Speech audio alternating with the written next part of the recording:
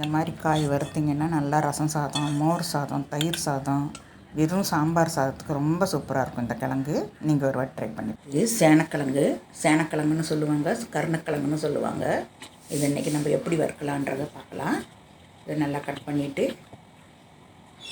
இந்த வாரமெல்லாம் எடுத்துடலாம். இந்த தூளெல்லாம் எடுத்துடணும். நல்லா எடுத்துகிட்டு நல்லா ஒரு மண் இருக்கும், அதில் நல்லா கழுவிக்கலாம். கட் பண்ணிவிட்டு கூட கழுவிக்கலாம், அப்படியே கழுவணுன்ட்டு இல்லை, கட் பண்ணிவிட்டு கழுவுனா தான் நல்லாயிருக்கும். அதனால் இந்த காய் மட்டும் கட் பண்ணிவிட்டு கழுவிக்கலாம்.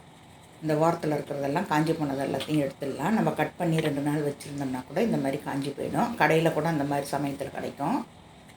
இந்த மாதிரி ஓரமெல்லாம் இந்த தோலெல்லாம் சுத்தமாக எடுத்துடலாம். ஸோ எல்லாம் எடுத்துகிட்டு அந்த ஹோல்ஸில் சின்ன சின்ன குட்டி குட்டியாக இருக்கும் பாருங்கள், அதெல்லாம் ஹோல்ஸ் மாதிரி இருக்கும். அதுக்குள்ளெல்லாம் அந்த தோல் தான் இருக்கும், மண் இருக்கும். அதெல்லாம் கத்தியாலேயே நம்ம எடுத்து விட்டுடலாம். நல்லா எடுத்துகிட்டு பொடியாக கட் பண்ணிக்கலாம். நமக்கு வாழைக்காய் சைஸில் கூட நம்ம கட் பண்ணி எடுத்துக்கலாம். வாழைக்காய் வறுக்கிற மாதிரி அது மாதிரி கூட நம்ம கட் பண்ணிவிட்டு மீன் மசாலாலாம் போட்டு அதில் வறுத்தோம் அப்படின்னா இன்னும் ரொம்ப சூப்பராக இருக்கும். தோசைக்கல்லில் போட்டு எடுக்கணும்.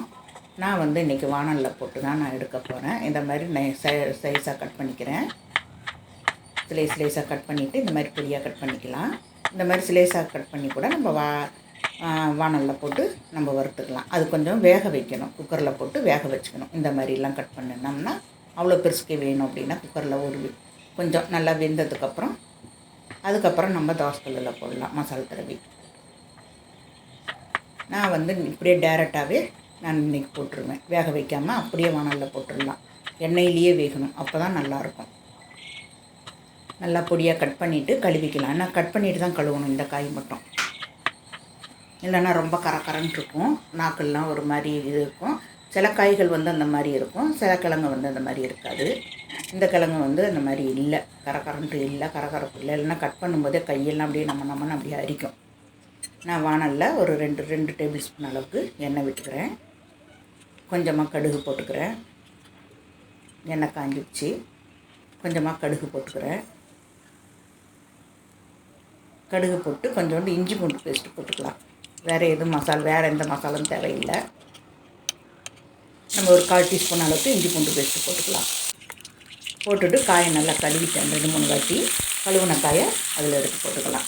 போட்டு அது கூடயே 2 கருவேப்பிலையை போட்டிருக்கேன். போட்டு நல்லா இந்த எண்ணெயிலே வதக்கிக்கணும். நம்ம இதில் எவ்வளோ எண்ணெய் ஊற்றினாலும் அது அப்படியே இழுத்துக்கும். நமக்கு காய்க்கு தேவையான அளவு உப்பு போட்டுருக்கேன். கொஞ்சோண்டு மஞ்சத்தூள் நல்லா வதக்கிக்கலாம். உப்பையே நம்ம மிளகாத்தூள் போட வேண்டாம், இல்லைன்னா கருகிடும் மிளகாத்தூள். ரொம்ப கண்ணங்கறி ஏறினாயிடும். நான் இப்போ ஒரு மூடி போட்டு மூடிட்டேன். மூடி போட்டு திருப்பி ஓப்பன் பண்ணி பார்க்குறேன். காய் வெந்துருச்சான்னு பார்த்துக்கலாம். காய் வெந்துருச்சு.